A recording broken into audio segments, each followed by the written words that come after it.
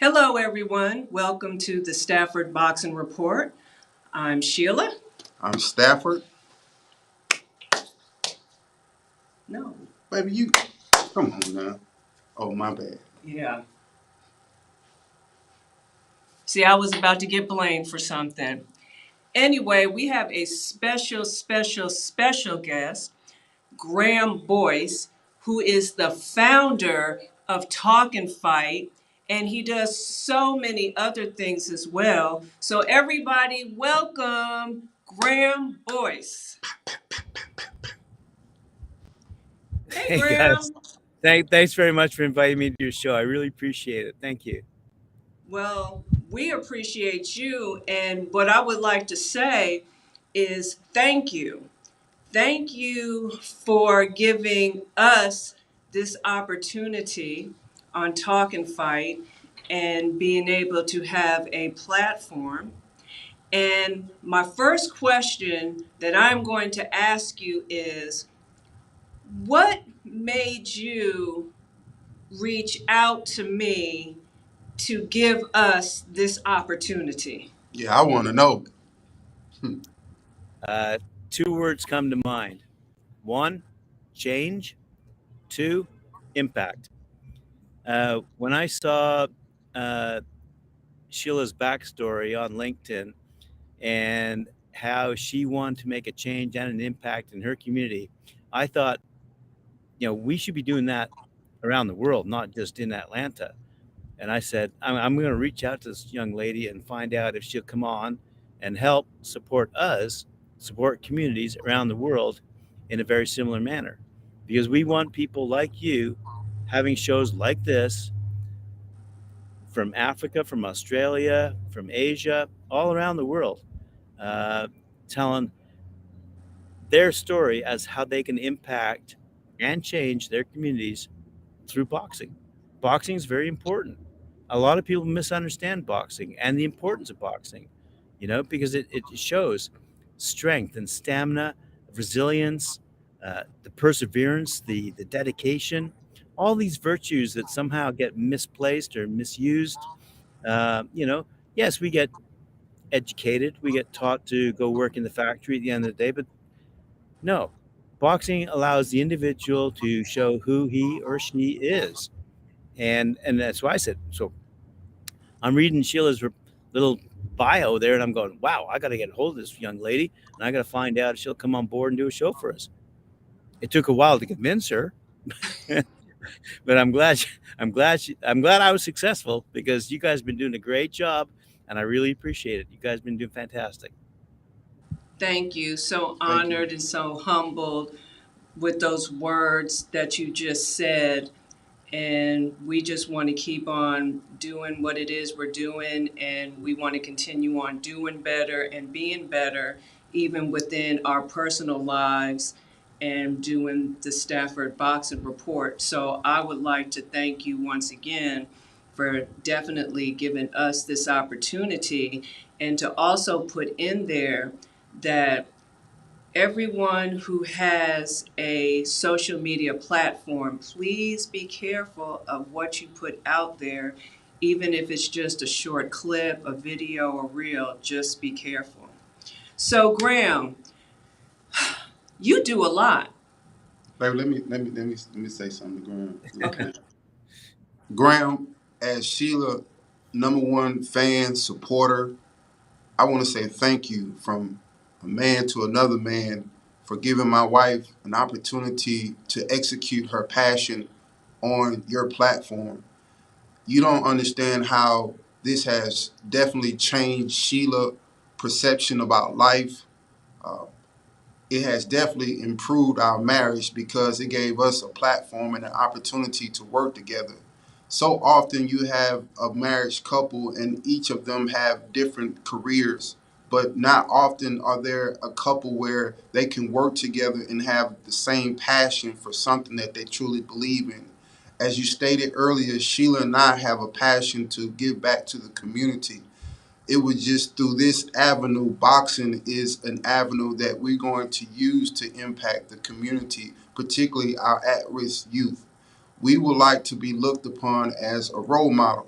that comes with a lot of responsibility. And at the same time, we understand how important it is for you to present a product on Talking Fight that it will interest the viewers and as well as support your brand. And we are extremely grateful, honored, and privileged that you, not knowing anything about Sheila or myself, and you are in Canada, we are in the United States, and how we have come together from across the border for one purpose, one cause, which is through the sport of boxing, but at the same time give a different image, a different perspective about boxing, and how not only can it be used to provide an income for an individual family, but create jobs, um, demonstrate discipline, structure, focus, determination. These are very critical tools that are necessary for a young adolescent to have in their toolbox to be successful.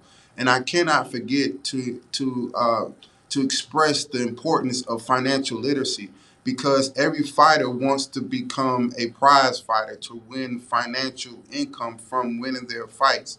Every promoter, the boxing industry is about financial income, right? So financial literacy is very important because oftentimes we see fighters who early in their career were very successful and were able to obtain a substantial amount of income. But after boxing, because they didn't have the financial literacy tools, they kind of squandered their finances away. So we want to impact the community at particular the early stage of the adolescent growth with financial literacy. And once again, I just want to say thank you so much, because not often do people offer or extend opportunities for individuals who does not have that type of background that one will require to have an opportunity. Yeah, yeah. And one of the things that you need to keep in mind throughout all this is the inspiration that you're providing for other individuals to do the exact same thing. I mean, if you can do it, anyone can do it. And so let's revert back to the question that Sheila had and talk some more. Let her fly, Sheila. What do you got? So, Graham, you do so much consulting, ventures, business plan writing, but I really want to start from the beginning because it was a very humbling beginning where of how you started. Did you have anything to do with newspapers? There's a long story behind a long unwinding road, quite frankly, behind me and in front of me. But realistically, it's all about people, and that's why I do what I do. I believe in people. I believe in. I have pretty good intuition about people, and I really believe in people, in the goodness of people, in the straightforwardness of people, the integrity of people. So when I first started, yeah, I got back from Bermuda. I was managing hotels in Bermuda back in the 80s. And I came back, and luck and circumstance would have it, ended me up re meeting a couple of people who I'd known when I was a teenager, and they ran a magazine, and they invited me to join that magazine and become a writer. I became the national news editor of that magazine for 4 years throughout the 80s. And I interviewed a lot of really famous people, and I begun to understand, quite frankly, that no matter how famous or how rich or wealthy you are, at the end of the day, you're still a human being. And that's one of the big takeaways I took in the 80s from those people was the very essence of humanity. At the end of the day, no matter how rich you have something to give, you have something to sell, if you will. And so here I was in the 80s, a young man, just learning to get by, quite frankly, because I also had another job as a bartender. At the end of the day, I wasn't just making shit tons of money, making everyone happy. No, I had a very rough and tough existence as a national news editor at a recognized magazine, and I had to interview a lot of people, everyone in the entertainment industry, from producers and managers, record store owners and chain franchisees owners, radio station operators, as well as all these rich and famous people. So the point is my takeaway from that was, hey, maybe I can give a voice to those young people, those young musicians who needed a voice, who needed someone to support them. And that took me to launching my own label back in 1989, which I ran for 10 years till 1999. And quite frankly, it was very successful. We had distribution in 23 different countries. But what I was doing was, in essence, giving young people a voice, giving those people who didn't know they had a voice. And if you flip now past all those years onto what I'm doing now, I'm doing the exact same thing. I'm running yet again an entertainment empire, which is growing day by day by offering people the opportunity to have a voice. So, um, whether it's you, Sheila, whether it's Natalie, at the end of the day, all these great people that I've said, do you need a voice? Do you need to speak to people? Well, this whole internet thing is very easy to operate, very easy to use if you know how to use it and use it correctly. So if you flash forward from what I was doing in a traditional media sense back in the 80s, which is what, 40 odd years ago, but back then I'm doing the exact same thing now. I'm giving people a voice. I'm letting people communicate their messages that need to be heard to a very wide audience all around the world. And I'm really appreciative, quite frankly, of all the people who've supported this endeavor. When we launched Talking, and I say we, I didn't do this solely on my own. There's no sole thing here. It's a very uh, integrated effort where there's a lot of people involved in this operation, and a lot of people are involved to make sure that your voices are heard around the world. So we reach, as you probably know, and I'll just remind the audience of this, we reach people in the boxing communities across Africa, whether it be North Africa, East Africa, South Africa, West Africa. We reach a lot of people in Australia and New Zealand. We reach a lot of people in Europe, obviously, and of course, the Americas as well. So I'm just saying, simply, what I'm doing is more or less a reality based on what my team is offering me, and that support is what I really need. And you guys are giving it to me. You're giving me that support that I need out of Atlanta. I mean, who knew that there would be two people in Atlanta who thought boxing would be their savior, for the community? And Man, that's what I appreciate. That's what I hey, like. we global. We global. We global. Teamwork makes the dream work. Yep. Teamwork make a dream work. You guys are Well, great. I love your sayings that you come every week when you come up with these sayings. Maybe you practice them, maybe you write them down beforehand, but but these sayings that you come up with, like when, no matter who you're talking to, I love what you guys are saying, what you guys are communicating right around the world. It's fantastic stuff. It really is, and it's resonating. It's shown by the numbers. I mean, I'm not going to sit here and brag about how great you guys are doing, but I am going to brag about it because you guys are doing great. Thank you. thank Your you. guys' Thank numbers are you. going through the roof. Uh, we have a platform that streams on. Uh, my tech guys would know this better than me, but roughly speaking, 17 different platforms right around the world. And we're not TikTokers, we're not YouTubers. We're very serious people who have a very serious message, and that message is getting across because of people like you. No. Thank you. Thank you. Thank you. Thank you. Very Thank you. humble. Humble. So we want to talk more about Talk and Fight with what you have going on, Yeah. like any, relationships that you're building and everything that Talk and Fight wants to do since we're talking about always helping. So let's get into that. Yeah, Sure. we wanted you, Graham, to talk about the different facets of the conglomerate business that you have. Like when I was speaking with Eric, he was talking about how we want to use Talk and Fight as a platform for amateurs to learn how to speak before the camera before they go professional. Also, use the technology to size up the fighter weight, etc. You know more about your product, but we want you to explain to the audience about the big platform that you have. It's just not about talking fight. It's Sure. about other components that you have with talking fight. Without a doubt. So basically, in a nutshell, when we launched Talk and Fight, it was more or less a hobby. It was something we were doing for fun. We would broadcast one show every Friday night called the Friday Night Panel. And me and a few friends would just simply online because of COVID through Zoom talk about boxing. And out of that, though, came a number of discoveries. Based on the responses we were getting from our audience, we discovered that boxing was a pyramid based structure where you had an awful lot of people on the bottom making no money and a very few people on top making a lot of money. So we said, can we change that? Is there a way we can change that? Can we flatten out or democratize this industry somehow? Make it more fun and stable, economically speaking, for the people who are involved in the sport. So no matter where you're from in the world, could we make this more equitable for you?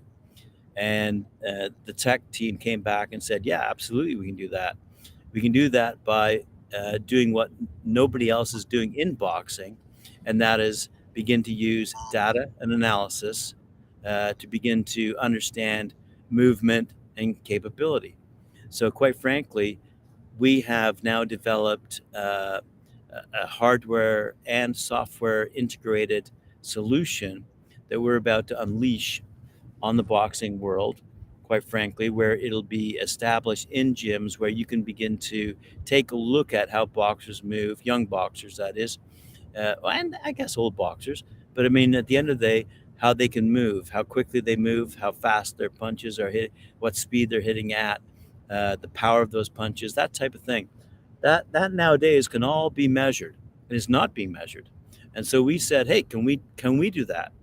And so, as I said, the tech team came back and said, yeah, we can do that.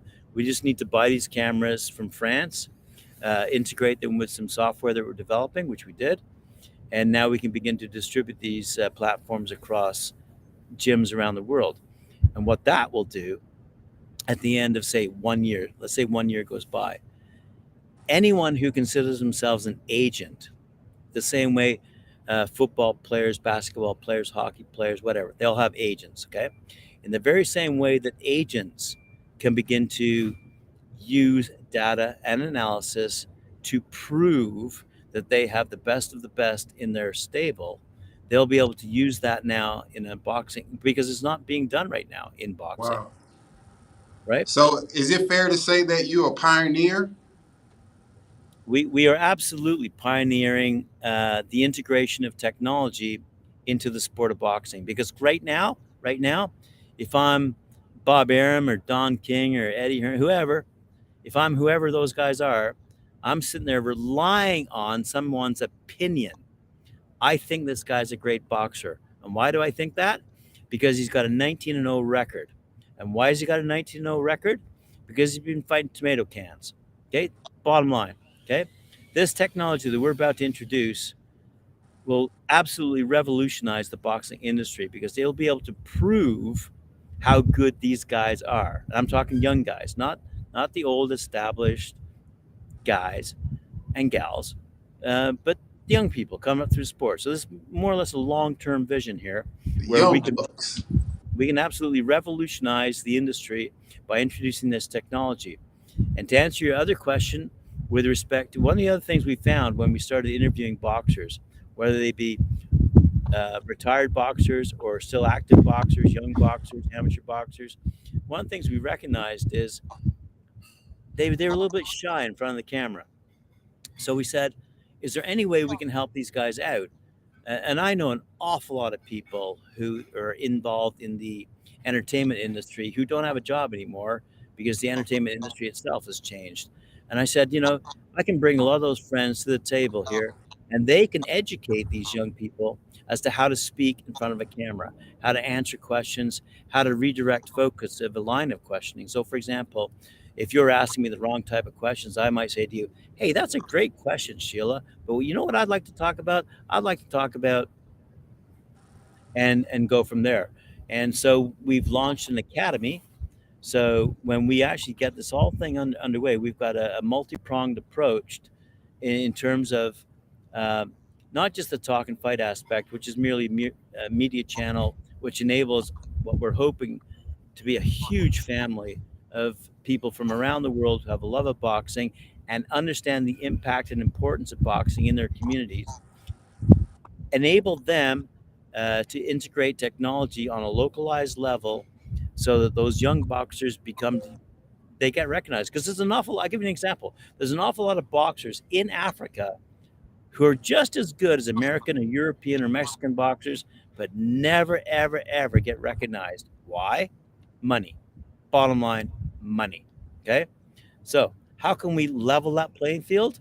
Introduce a bit of technology. And a super great example would be, you guys might be familiar with this, but when I was in Ghana, for example, a few years ago, one of the things that I recognized that everybody had a cell phone. I said, how the Mhm. heck does everyone in Ghana have a cell phone? It's because they never had a cableized system like we have in North America. They never. So when cell phones got introduced, everyone bought one. The point of the matter is they're not reluctant at all to use new technology. They've just not been introduced to it. No one's brought it to them. No one said, "Hey, this is available to you." So now those fighters in, well, like I said before, North Africa, East Africa, South Africa, West Africa, now they can become recognized for how truly powerful they are based on the technology we're about to deliver to them, right? And so the fourth thing that we did, having said all that, the media channel, the technology that we're about to introduce through Support Box, okay, the academy where we can educate these people as to how to speak and speak properly and speak well, which I'm not saying they can't, but I'm just simply saying directing focus here is important. The fourth thing that we said is, you know what we should do? You know what I found? I think boxers need money more than need belts. Okay, what are belts at the end of the day? What are belts at the end of the day? Okay, something that some guys invented. Okay, WBC, WBA, WBO, IBF, whatever. What's a belt?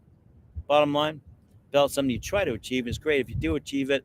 But it's like karate. At the end of the day, I became a black belt. Why? Because that's what I was told was the best. But at the end of the day, what we're looking to do is put some money into these people's pockets. Bread, some fettuccine, some chips, some guac. There you go. So we said, why don't we create an elite boxing championship? Okay. So we approached Tim Witherspoon, our good friend, two-time heavyweight champ, and we said, hey, Tim, would you host an event? Why would you hold just one event? Why do we hold 10? Why do we hold 20? There are many, many casinos and many, many resorts around the world who are looking. They have big festival halls who are looking for events. Why? In a post COVID world, they need people to come to their venues. And what better venue to have than a casino and or a festival hall, whether it be Dominican Republic, whether it be Puerto Rico, whether it be, it doesn't matter where it is to me. It doesn't matter at all. We can host it. We can showcase these boxers. We can have fights. We can make our money. I'll be blunt. Can make our money through pay-per-view sales. They, on a localized level, can make their money selling tickets and selling, food and drink to the people who come to these events. Everybody wins. Win-win. That's what I'm saying. There you But go. look, I love There's the it. fourth, hey, there's the fourth prong hey, baby, approach. Graham the plug, ain't he? So, Yeah, hey, he boy, is. hey, look, Graham, we glad we plugged into you, my boy. We gonna get that bag. Yes, sir. Yes, sir. Hey, you know what, Graham? You right though. It's a lot of talent in Africa, man, because we be getting a lot of emails, messages through Instagram. These fighters really want us to promote them to become their managers, et cetera, et cetera. And, now having a better understanding of all the resources and the platform that you are providing, it got my head spinning like, okay, we can connect this. But you absolutely right. It's a lot of talent in Africa. They just need an opportunity to be showcased. Absolutely. We agree. We agree. As a matter of fact, one of our first show hosts he was born in Nigeria, but he became Canadian. His name was Bola Ray. Fantastic guy, heavyweight champ of Canada, fantastic fella, and he hosted about I'd say about 90 different shows every week. He'd have a show, and he was absolutely fantastic. His specialty was the heavyweight division.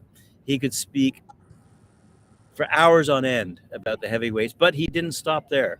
He went on to describe, uh, you know, every single different division, every single great fighter, and all the different things that that great fighter brought to the sport, and why that person should be recognized for the value that he brings to the sport. So all I'm saying is, this is a lot of talent in Africa that's being ignored right now by the boxing community, and I'm not saying I'm going to exploit it. I'd like to, uh, but we're looking for partners, and we have partners in Africa right now. Like I said, I've spent some time in West Africa. I know some people down there. I have a lot of friends in the Middle East. I have a lot of friends in East Africa, and we have David Rajuli, who does a great show called Ringside Talk, and he constantly promotes South African fighters, past and present, and does a great job doing it.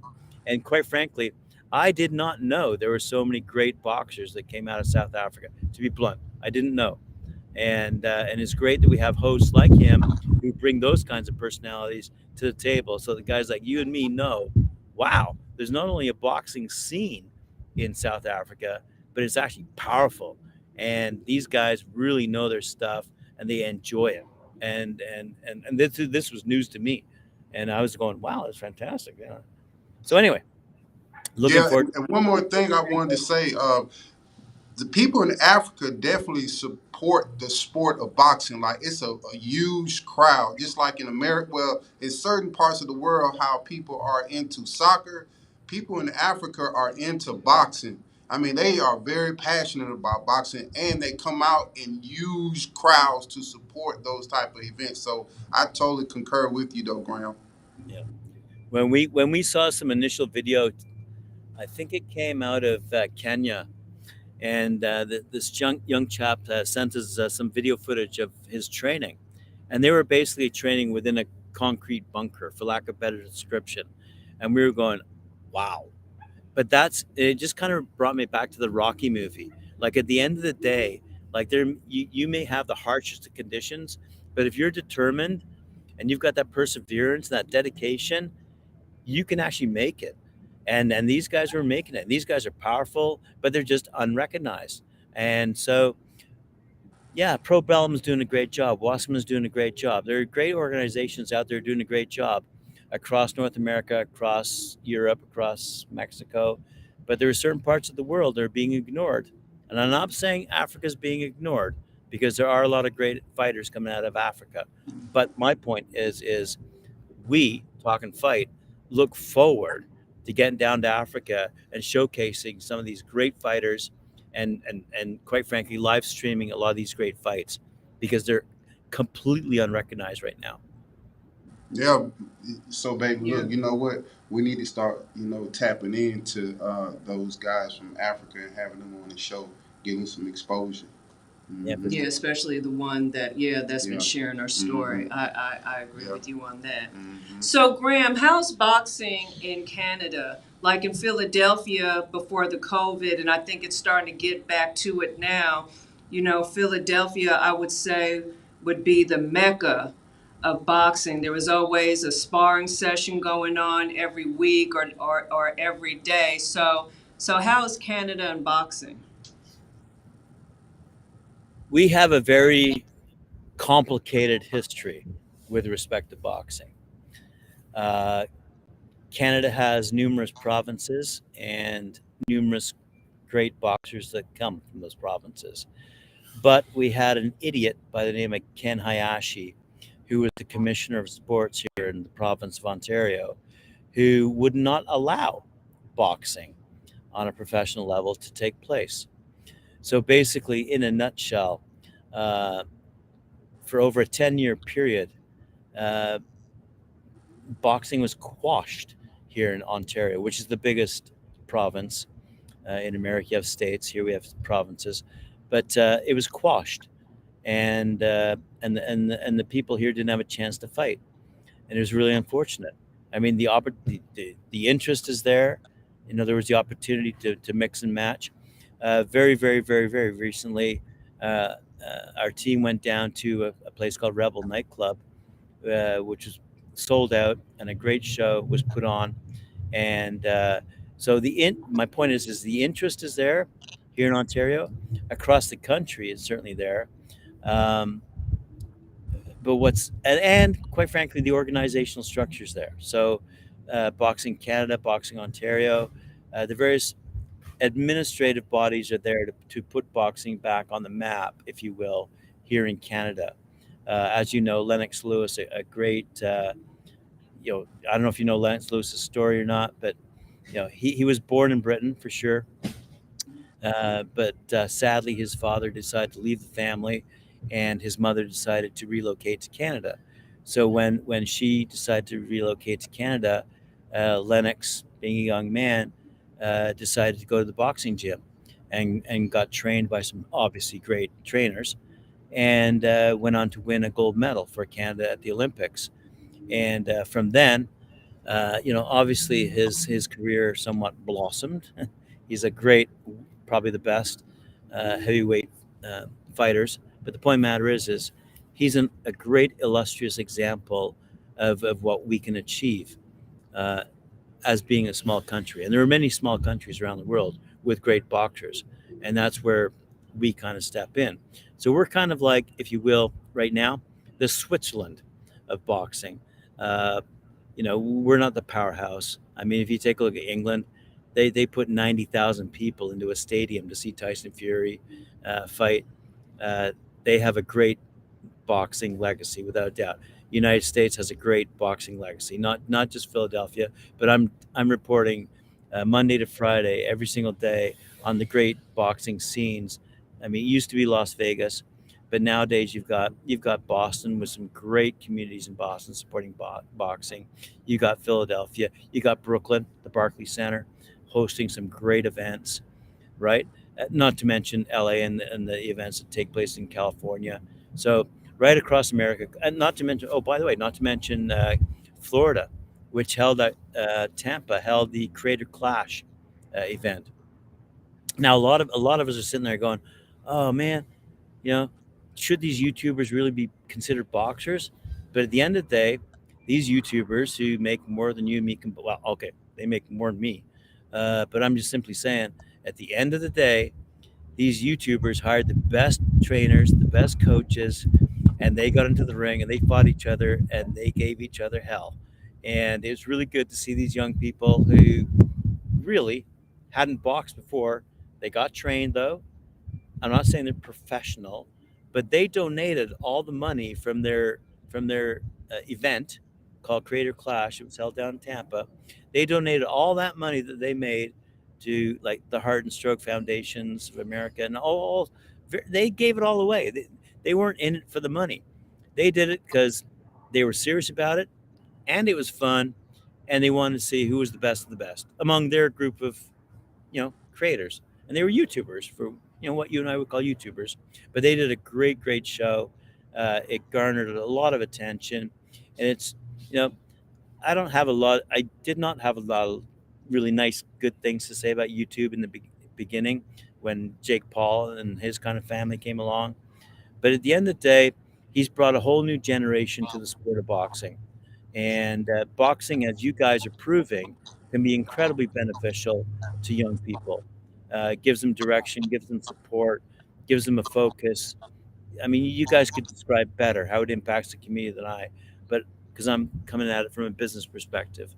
But realistically, you know, what we saw happen down in Tampa this past year, and what we've seen happening among the women's boxing group, holy cow, I'm blown away by the increase in, shall we see, not just prosperity of the young women who are boxing, but how the industry is now supporting them and saying, wow, these guys can, as in gals, can actually fight. These guys can actually fight.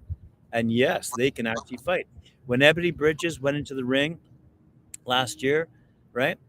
And she survived. I think it was a 12-round fight. I can't remember, maybe 8 rounds, but she survived, and she came out of there with like her eye absolutely closed.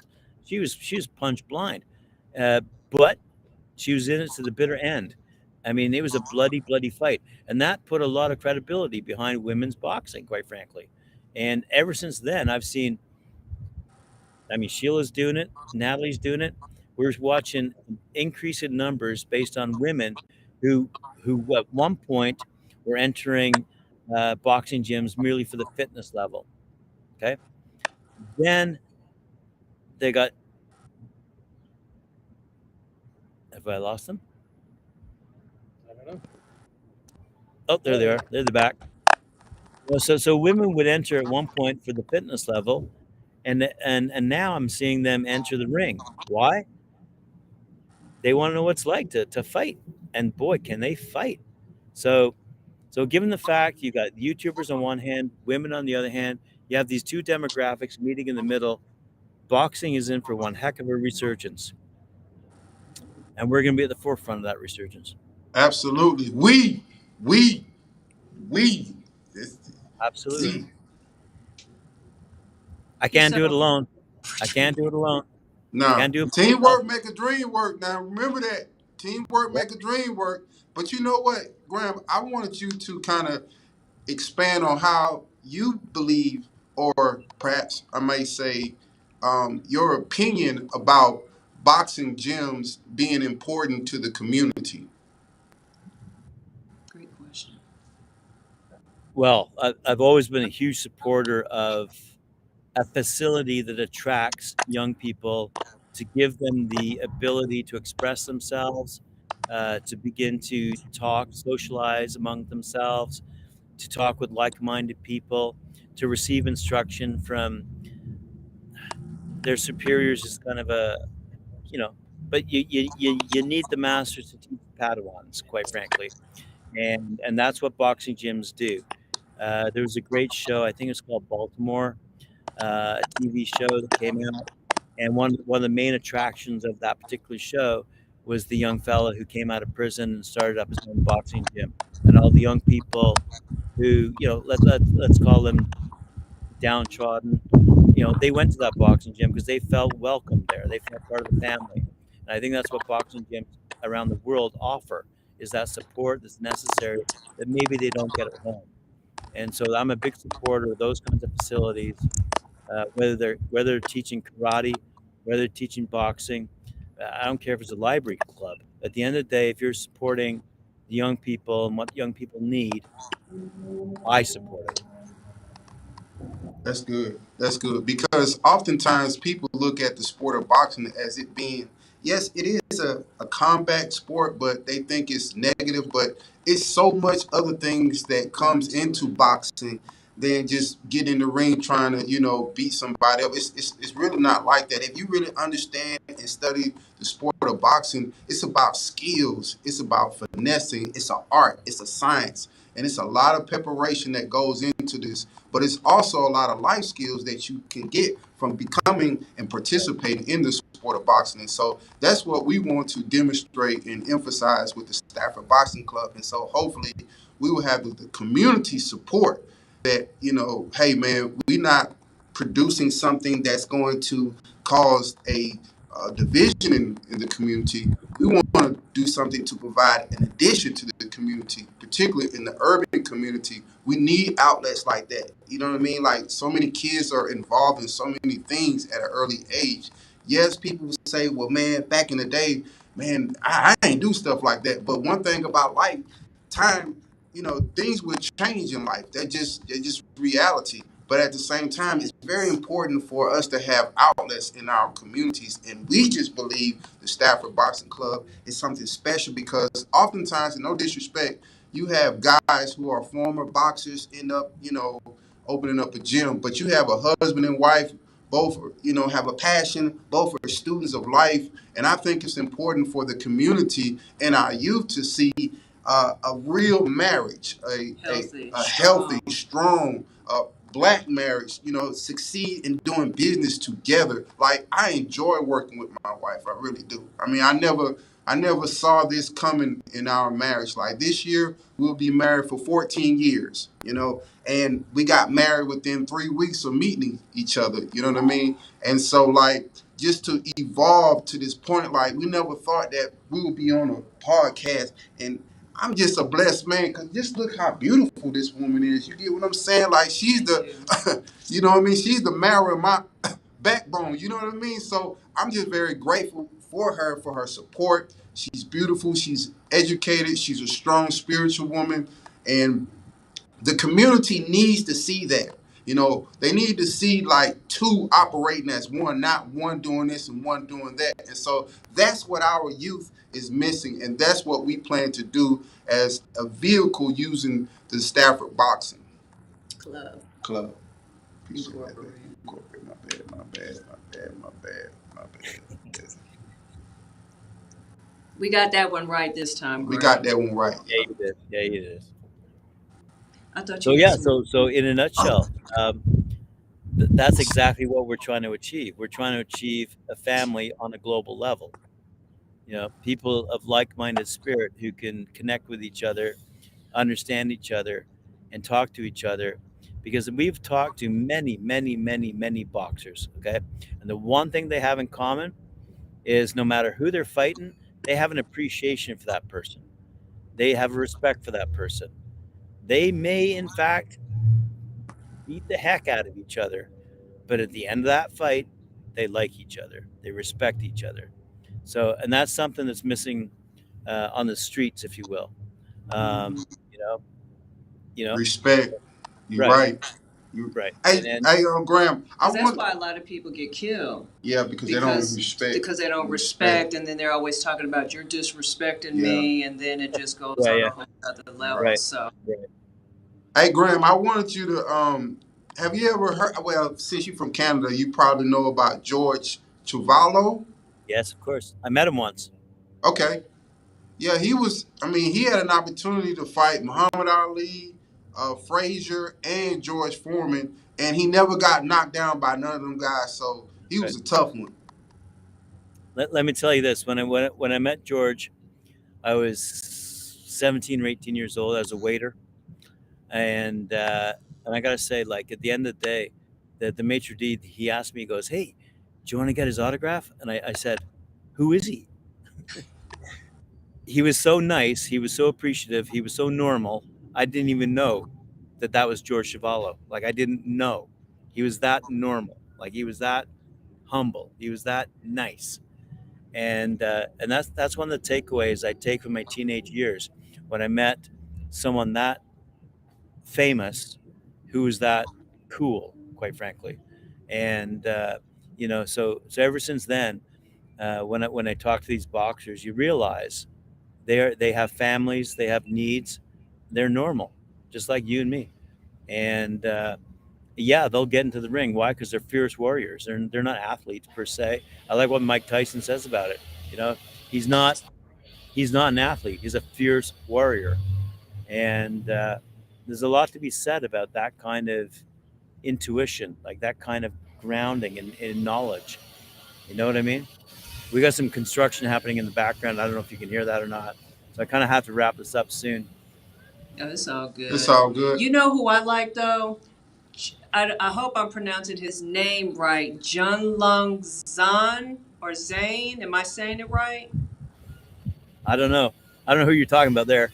You got me Yeah, on that one. dang. He's an Asian guy, but I think he lives in Ontario, no, Toronto or something like that. He started boxing at the age of 31, and I think he just had a fight May Oh yeah, yeah, yeah, 14th. yeah, yeah. And he caught my attention because he started kind of late in his years, and I think he had a his boxing match when he was 40, and I think he had what 19 fights, 18 KOs No, or something I like that. You think you know who remember. I'm Yeah, talking yeah. about? I remember you Yeah, telling I me think about him. he stays up there because he couldn't go back to his homeland because Ah, of the pandemic. So he ended up staying there. so what we're gonna have to do is you're gonna have to send me his name, and I'm gonna have to reach out to him and get him on the show. Yeah. So Hey, Graham, I wanted to ask you. listen Now, to you've it. been around the sport of boxing for a long time, and Yeah, we asked Rick Glazer this question: what is yeah. the difference that you see from the fighters in the past to the fighters today? What's the distinction in terms of the similarities and the differences? Money. So back in the old days, when I used to follow Muhammad Ali, Joe Frazier, Holmes, those kinds of guys, George Chuvalo, those kinds of guys, when I was a kid, they were making nothing. At the end of the day, the managers, the promoters, the broadcasters, they were making tons and tons of money. The fighters were making nothing. Okay, at the end of the day, flash forward 40 odd years or so, here I am. I have the ability to change all that. And, yes, YouTubers come into this as I create, creator clash, as I said before, could have made those YouTubers a lot of money, but they gave all that money away. So what's the big difference right now? Money. So you got Tyson Fury saying, you know, I want $500 million to fight Anthony Joshua. Like that's a ton of money. Okay, that could be going to a lot of really decent people. I'm not saying Tyson Fury's a bad guy. I'm just saying that's a lot of money to be paying one guy if he wins that fight. What I would like to do is see an equal distribution of that money uh, by implementing the technology that I described earlier, by implementing the kinds of fights that we could implement on a localized level. So, for example, let's take Cleveland, okay? And let's say we have a fight in Cleveland, okay? And let's just say within the Cleveland area, there's 10,000 people who like boxing. They all pay $10 to watch it on a pay-per-view level, okay, in their homes, okay? So 10,000 times $10, that's $100,000. I guarantee you that's a lot more than putting 100 people in the seats at the local arena, is all I'm saying. So what's changed nowadays is the amount of money that can be generated on a pay-per-view level. So, and that's changed the nature of fighting, quite frankly. But what it shouldn't do is it shouldn't restrict fighters from making money. And that's what, however, is happening. So we want to level the playing field. That's what our goal is. We want to level the playing field on a technology level by giving the guys access to technology that'll enable them to become better fighters, both male and female. Okay, it's going to democratize the entire industry. We want to make sure that data.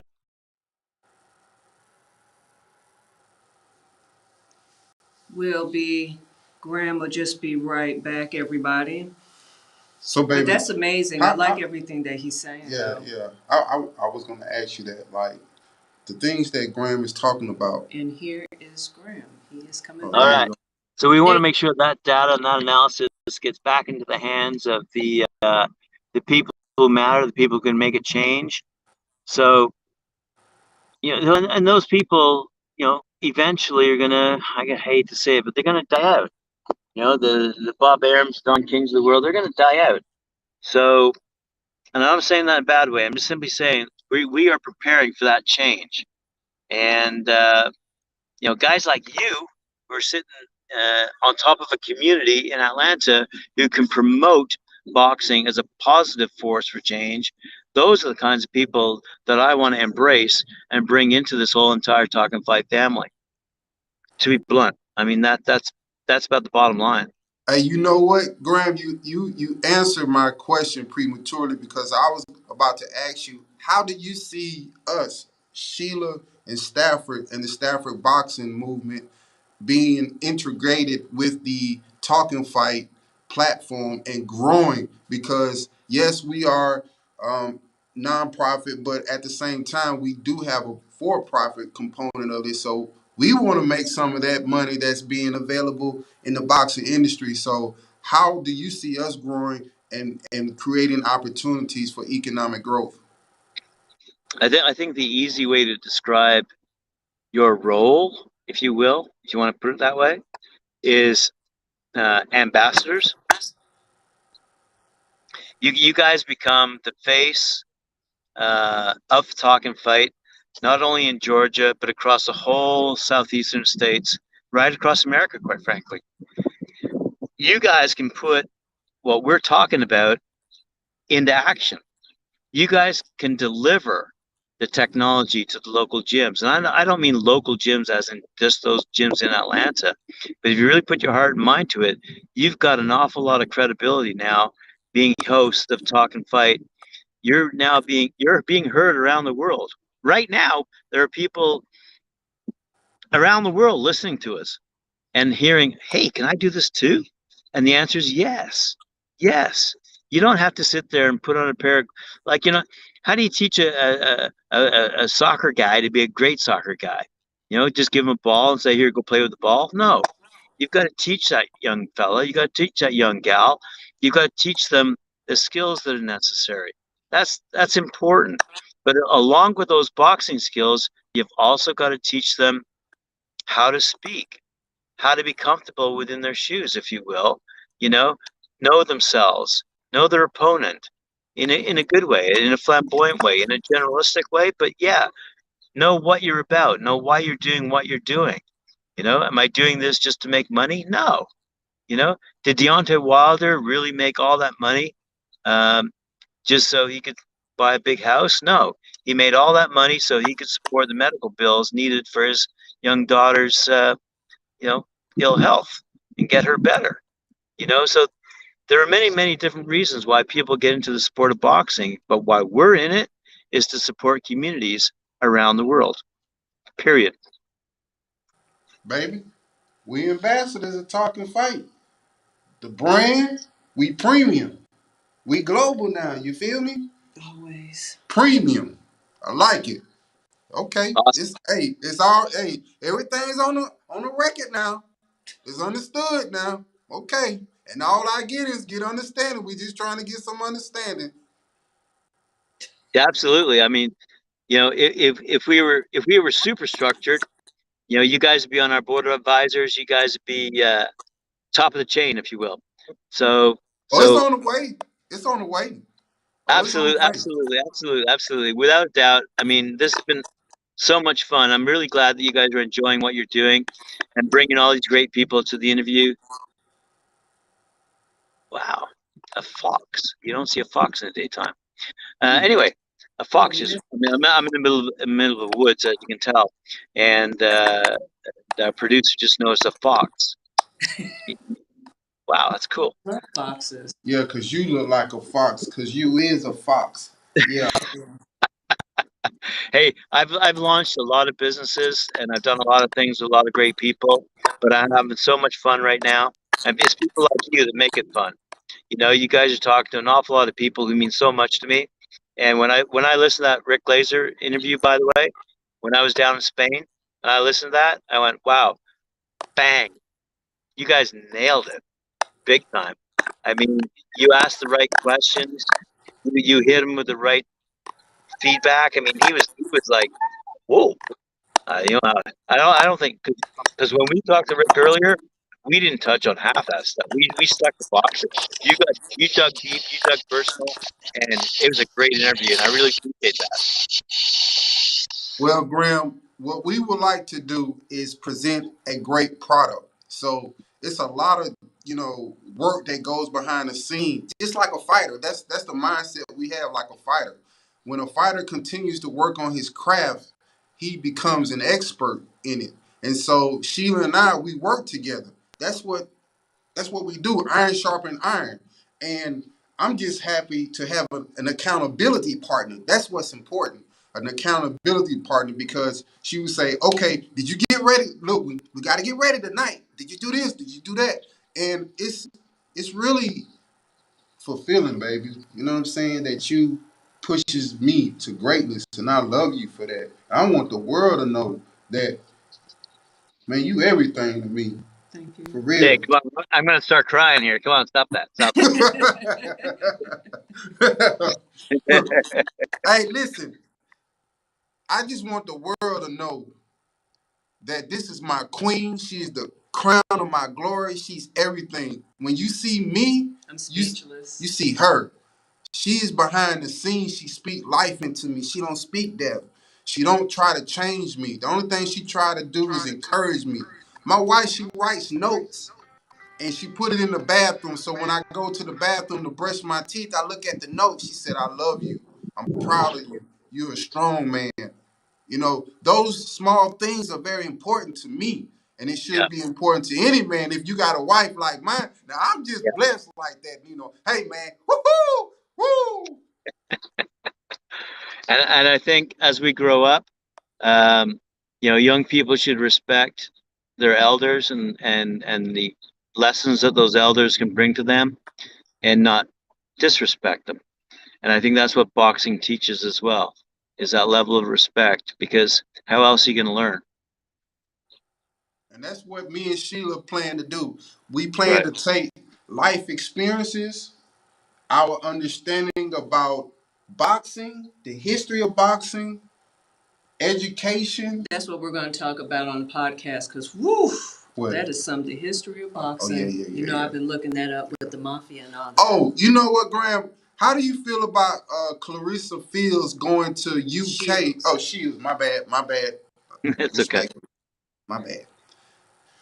Clarissa Shields going to UK and getting the support from that community. Because if I'm not mistaken, baby, didn't you tell me it was about an 80,000 stadium? It might be more than that. Like they doing 80 a woman fight. Like it's all women on this card. They doing 80,000. So just think about it. 80,000 in the stadium. Then you got pay-per-view, and you got all boy. And then they have Michaela. I can't wait to see. Man, they got bread. Michaela, yeah. They got bread coming everywhere. How you feel about that, Graeme? Why is it that the UK will support women boxing, but the US is kind of it's a hard time in embracing the change? I think once we get into, shall we say, national competitiveness, that's when you're going to start to see the change. With gals like Clarissa going over to UK and beating up on whoever she needs to beat up on, that's fine. But when she starts waving that American flag, I think you're going to start seeing a lot of American boxing fans saying, wow, you know, who else is there that we should be looking at other than Clarissa? So, and that's a good question too, by the way. You know, I mean, the UK does a great job of promoting their female boxers all the way from the Olympics all the way through to the pro ranks. They do a great job of promoting their boxers. We don't here in North America. I'm speaking both Canada and US. I mean, we try our best, but what we're not doing is marketing properly to the average boxing fan. So, for example, when I was in Spain recently, if you were to take all those people who are into bullfighting and transition them to boxing, you'd have a huge database and a huge demographic, a huge population of people who really, really enjoy the sport, because not because it's brutal, but because of the skill that's involved. Like you were mentioning earlier, Stafford, it's about the skill that's involved. And yes, we can argue there's a lot of skill involved in bullfighting, but all I'm saying is there's a huge market in Spain for boxing. It's untapped. So when Clarissa goes over to UK, it's for the money, without a doubt. And I'm really happy, super duper happy. I mean, we've been promoting women's boxing since day one. And we continually look out and seek more and more and more women hosts for our shows who can promote sports, and women's integration sports. You know, like look at the crap that goes on, like women's soccer, women's football. What they had women playing in their bikinis at one point. Yeah. You know, so I'm just saying, like, I'm not that guy. I don't like that kind of stuff. What I like Me is either. the purity of sport, of boxing, and the women who get involved in it, they beat the heck out of each other just as well as the men beat the heck out of each other, and that's what I like about it. And I think Clarissa going to UK is great. And if she wins, even better for Americans, because quite frankly, it'll give hope to an awful lot of young American female fighters out there who want that same level of support. So let me ask you a question, Graeme. Who you got in this fight? You know what? I like Clarissa a lot, but I don't like the fact that she switched to MMA. I don't like the fact that she held her own promotion. I can't remember who she fought there, but she held her own promotion, and she didn't do a good job of it. She should have left it in the hands of professionals, and now she's kind of floating back into the world of, I need a bit of money, so I need to go over to England and make some money. So I kind of, you know, her integrity is not, in my humble opinion, 100%. She's in it for the money. So I'm really hoping that there are more female American fighters coming up behind her in her wake who have integrity, who aren't just doing it for the money, but are doing it for the sport, for the love of the sport, for all the passion they put into the sport. I'm hoping that is what comes out as a picture of the perfect American boxer. I can see that because I didn't even think of it that way. I was thinking she went to do the MMA because there wasn't anybody that would either fight her or she was getting bored. But either way, I see what you're saying. Boxing, Right. we just stick with the boxing. Don't switch or retire. So And I be kind of see the passion. passion.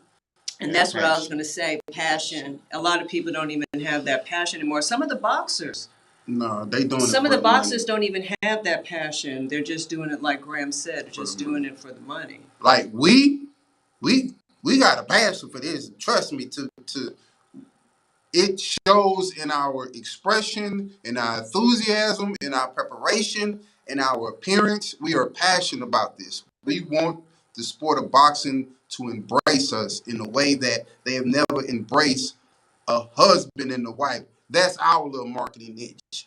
Husband and wife. That's But you in the know, sport but of you know boxing. what? They've been women have been boxing since the early 1920s. Yeah. So like with France and the UK and London. And a matter of fact, in London was the first time that they advertised a fight with two women. But I'm gonna talk about that at another time. See what But I'm they saying, did say a Graeme? little bit in the You US see? too, but it was more so in London and all that. So Hey, yeah.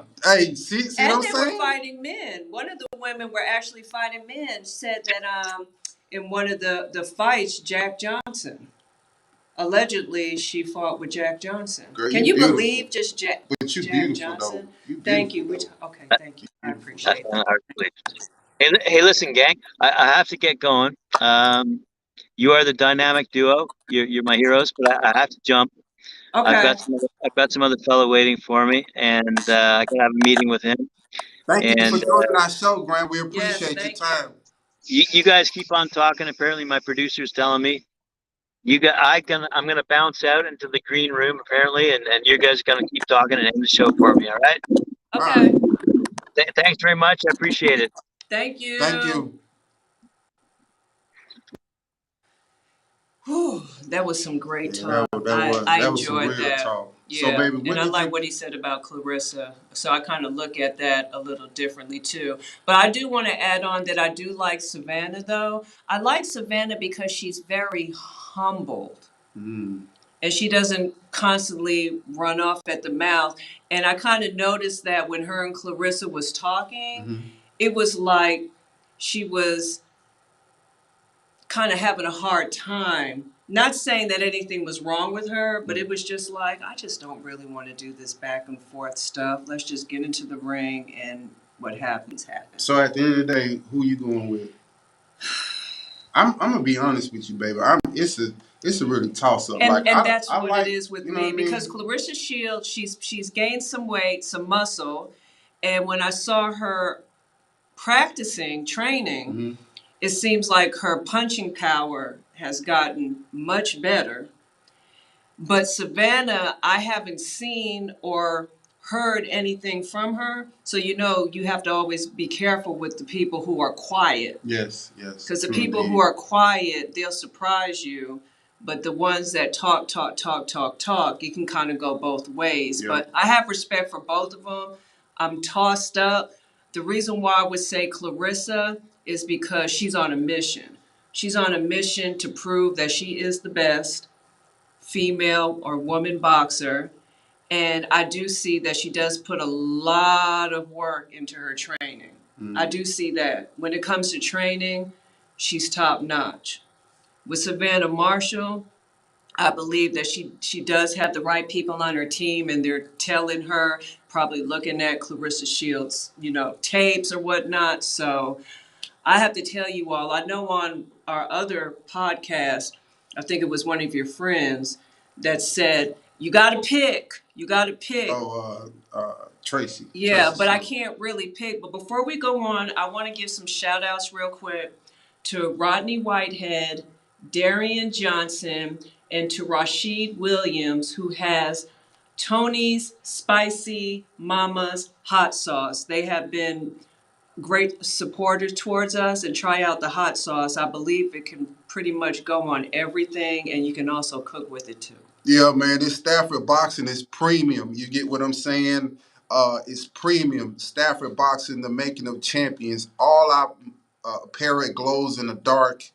The Stafford boxing is a premium brand, and we stick with champion. We love champion. Matter of fact, let me tell you about the history of champion. They are the ones who created the sports bra for women. They took two jock straps that men use, sewed them together, and that's how they came up with the concept of uh, the sports bra for women. And just understanding their history, I love the product.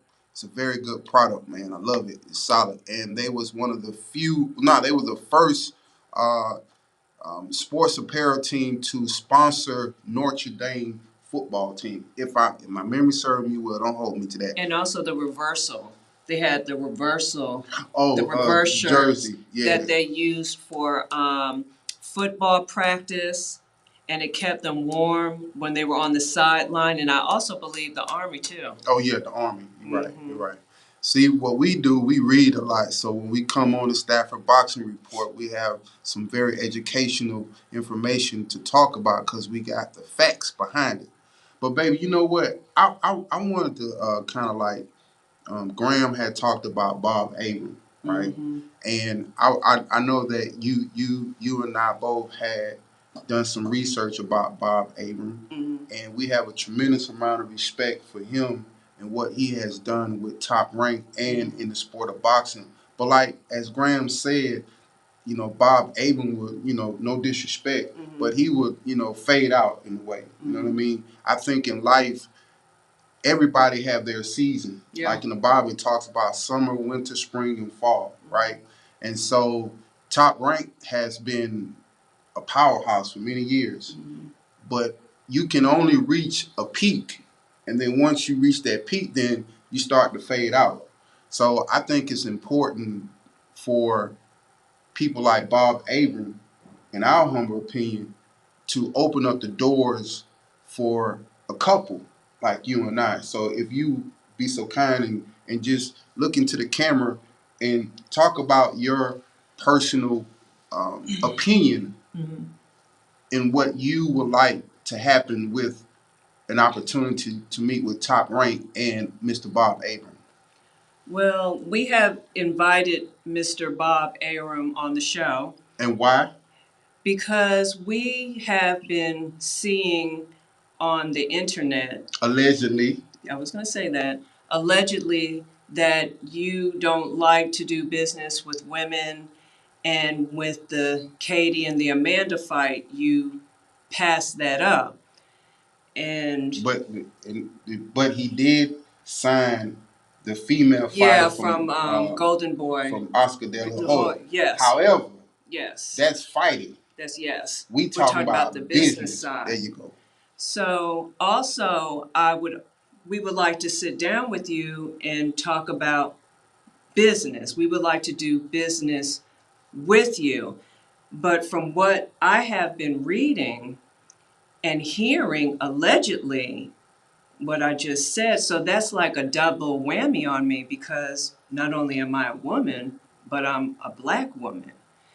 And I don't know if you have anybody who's of color.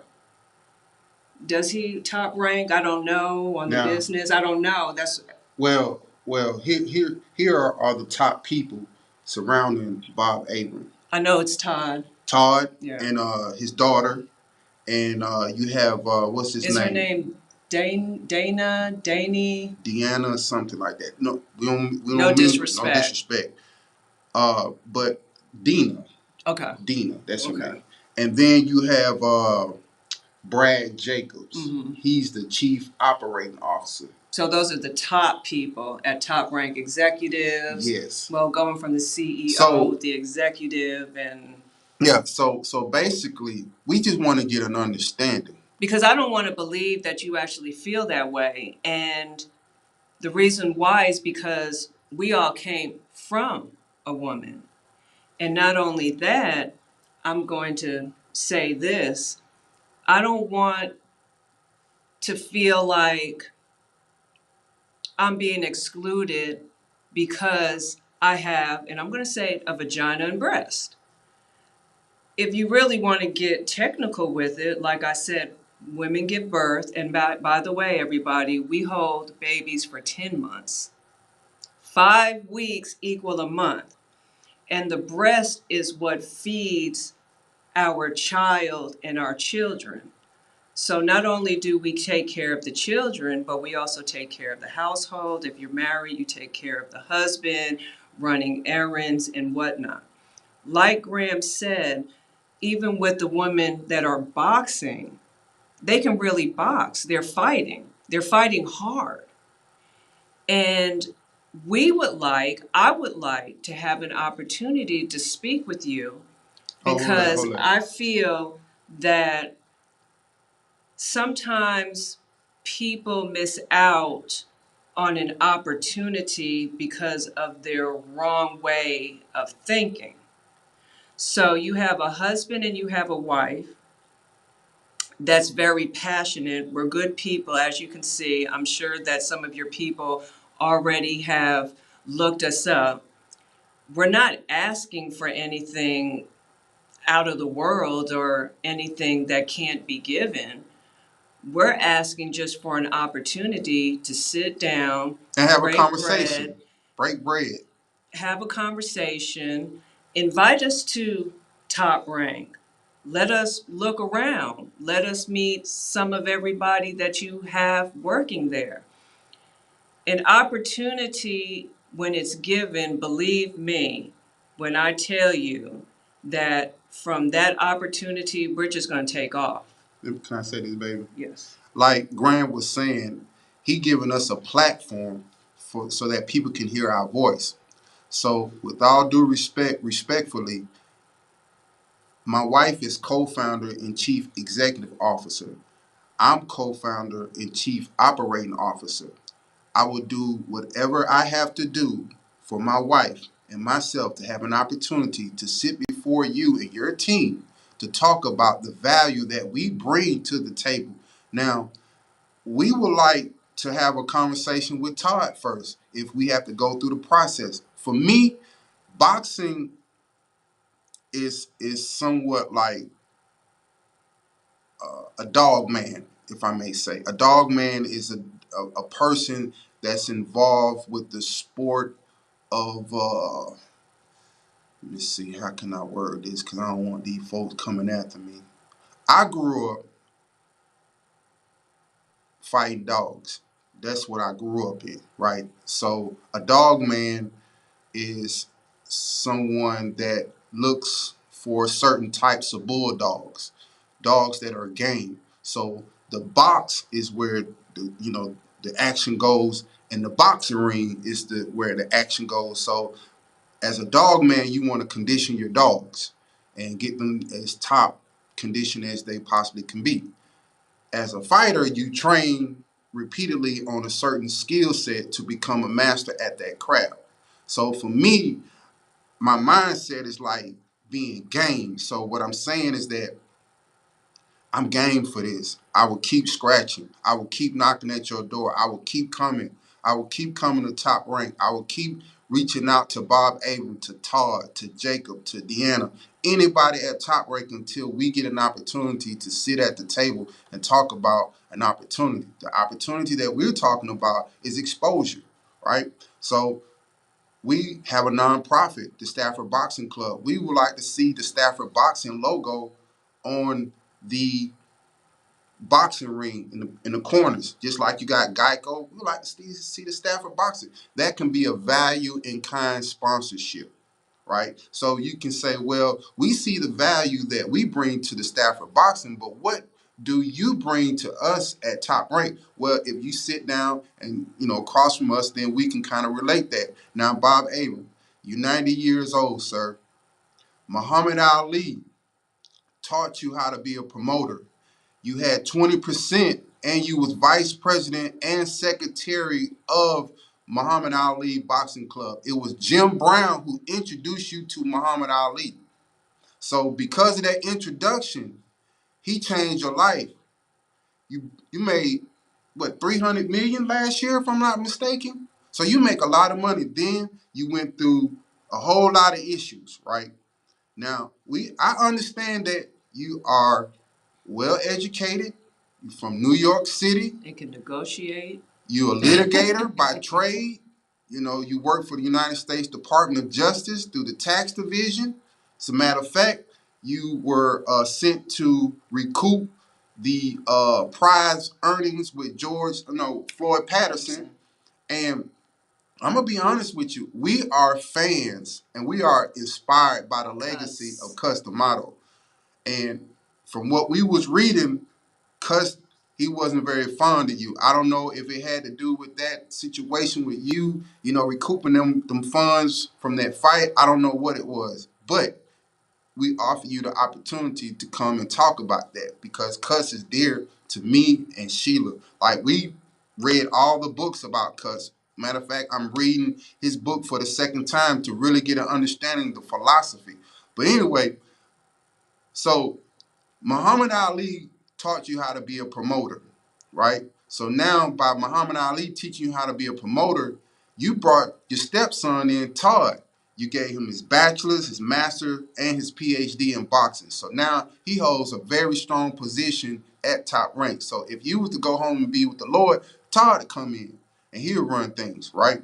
So Todd has an economic background, okay? So if you would like to do the screening process, let us meet with Todd. Then Todd can come to you and talk to you, say, hey, woo, woo. So by the time we get to the table, you have that paperwork ready because we want to do business. We would like to, at some point, have that same type of exposure. As I say, it's a husband and a wife in the boxing.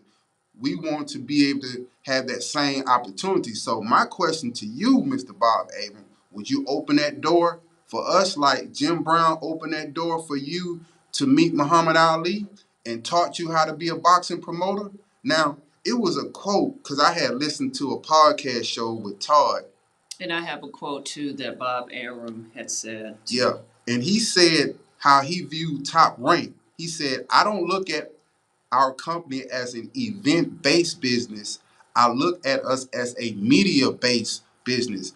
So with that being said, Graeme was talking about how UK do a phenomenal job in terms of promoting their female fighters and fighters. Like, UK has a strong fan base when it comes to the sport of boxing. They do. Top Rank just secured a deal with Sky Sports to introduce U.S. boxing to the UK audience. So I'm like, man. Now, with all due respect, yes, you done a great job, Todd, in being persistent. You was pushing P. You persevered. You know what I'm saying? And I respect you for that. But from what I'm looking at is that it's like, Bob, in my research, you said that you have channeled your attention to the Hispanic community because the Hispanic community support the sport of boxing more than the black community. And you said on record that you lost money promoting what's his name? Terrence Crawford. Yeah, you lost money from him, right? And so we, the Stafford Boxing, would like to be that vehicle, that avenue, so that the black community, so we have I think, a good platform so far to market our brand into the black community, to give hope to at-risk youth to, at some point in life, to become a world champion. So, which Cus did. That's why we like Cus and we love Cus. And we would like to have an opportunity to talk with the Jewish community. We know that you are part of the Jewish community. And we've had a lot of guests on the Stafford Boxing Report that was Jewish. Rick Laser, he's Jewish. I was actually raised in a Jewish community Jackie in New Callan, York. Jewish. Yeah. Russell Pelt, Jewish. Damon Feldman, he Jewish. Yeah. So everybody on our show has been Jewish. Okay, just one more thing too. And then we are going to get ready to go. So, baby, let's give closing remarks and Oh, we food for had people thought. that was already talking. I am so sorry. Adria Pennant fantasy matchup Ann Wolf versus Lucia Riker. Who wins? I'm so sorry, you all, that I did not see any of this. Sorry about So that. shout out to you. I'll do better next time. So, Mr. Bob Abram, we extended a olive branch, hoping that someone from Top Rank can get in contact and respond to the email. At least respond to it. Don't just, deny or ignore our emails. So we tried to email you, so you didn't respond. So now we got the platform, and it's on 17 platforms. So we calling you out. Yes, Andrea Pennant, it is live. And once again, I do apologize. Join us Monday, and I will Every definitely Monday. get you every Monday at 2 o'clock p.m. Eastern time. Eastern Standard Time. Yes, sir. And it's live, but you can watch it on Facebook, Twitter, LinkedIn. But if you cannot watch it, you can still watch it at any time, of course, on YouTube. And then on audio, Podbean, Apple Podcasts, Google, Spotify. And Spotify. So that's just a few of them there. We just want to thank everybody. We want to thank Papa Crawford, Graeme. I love you, boy, for Yes, real. we love you, Papa Crawford. We want to thank real. Eric and everybody on the team. For real. Oh, shout out to Mike and Cedric. That was For my sure. first time joining them, and they definitely welcomed me into the family. Gold nugget. Yes, what is your gold nugget? Hope. That's the gold nugget. Stafford Boxing, Stafford and Sheila, we want to bring hope to the black community. We want to bring hope using the sport of boxing as a vehicle to give our youth hope that they can come to us, and we will embrace them, and we will equip them with knowledge through the sport of boxing to help them to be great men and great women in the boxing ring and outside of the boxing ring as champions. We want to see the kids graduate from high school.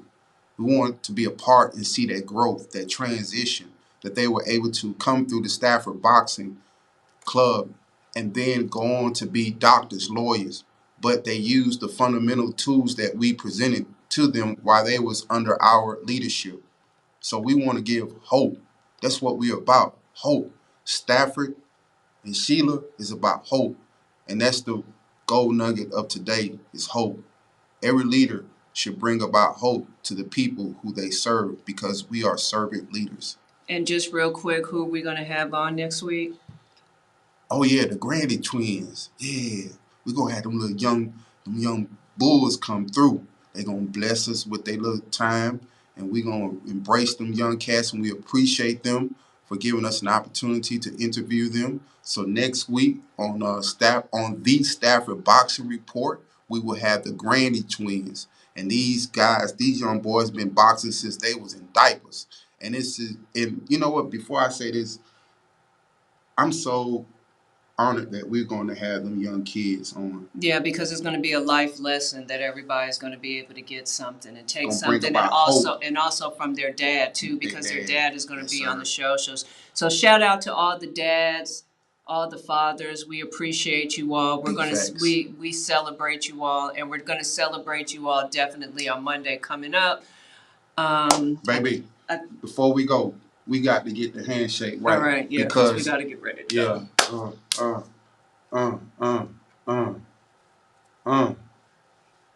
Man, you look good, girl, in that Stafford Thank boxing. you, and you look good too. Thank you, everybody. We appreciate you all, and looking forward to seeing you all next Monday. Stafford Boxing, the making of champions. No cappuccino.